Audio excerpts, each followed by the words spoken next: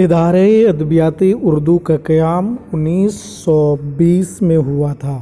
ادارہ ادبیات اردو کا قیام 1920 میں ہوا تھا۔ یہ ادارہ حیدرآباد کے علاوہ سابقہ ریاست حیدرآباد کے دیگر اضلاع میں اردو زبان و ادب کے فروغ کا کام کرتا تھا اور اس کی ریاست کے اضلاع میں بھی شاخیں تھیں۔ ادارہ ادبیات اردو ادارہ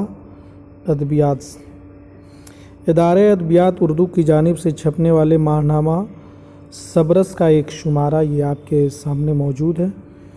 جانشین پروفیسر بیگ احساس، قیام 1920، بانی ڈاکٹر محی الدین قادری زور، قیام میں بطور حیدرآباد، قانونی حیثیت سرگرم، مقصد اردو زبان اور ادب کا فروغ، مقام حیدرآباد، شعبے ادارے کے حسب ذیل شعبے دور نظام میں فعال تھے۔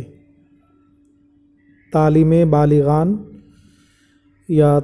بالغاں، اشاعت کتب خانہ، تحفظ علمی و ادبی آثار، میوزیم، شعبہ نسواں، تیاری اردو انسائکلوپیڈیا، ماہنامہ کی اشاعت، دفتری شعبے۔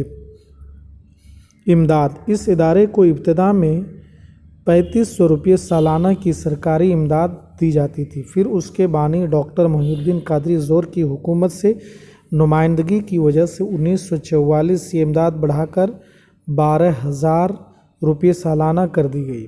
حالانکہ سرکاری امداد اس کی ضرورت کی تکمیل کا ایک اہم ذریعہ تھا، تاہم دیگر ذرائع سے بھی مالی ضروریات کی تکمیل بھی ہوتی تھی۔ اضافی امداد کے ساتھ نئی شرائط اور ادارے کا نیا کردار۔ ادارے کی اعلیٰ ترین مجلس میں بالالتزام جامعہ عثمانیہ کا ایک نمائندہ منظورہ سرکار اور ناظم تعلیمات بحیثیت رکن رہے گا۔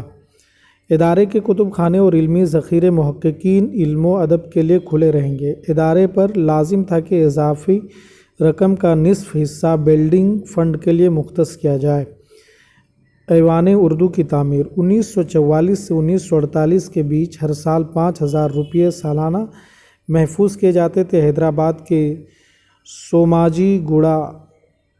سوماجی گوڑا علاقے پر جہاں آج ایوان اردو کی عمارت کھڑی وہ ڈاکٹر محی الدین زور کی اہلیہ کا عطیہ تھی، مگر ہر سال جمع پیسوں اور کچھ دیگر وسائل سے عمارت مکمل ہوئی۔ عمارت کا افتتاح زور نے 22 مارچ 1960 کو کیا تھا۔ ادارے کا موجودہ موقف۔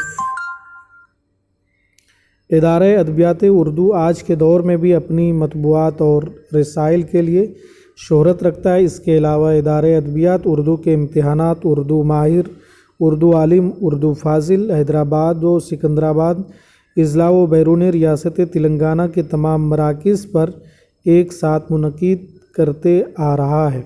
یہ امتحانات دونوں ریاستوں تلنگانہ اور آندھرا پردیش کے مختلف تعلیمی اداروں میں کئی مساوی قابلیتوں کے برابر تصور کیے جاتے ہیں۔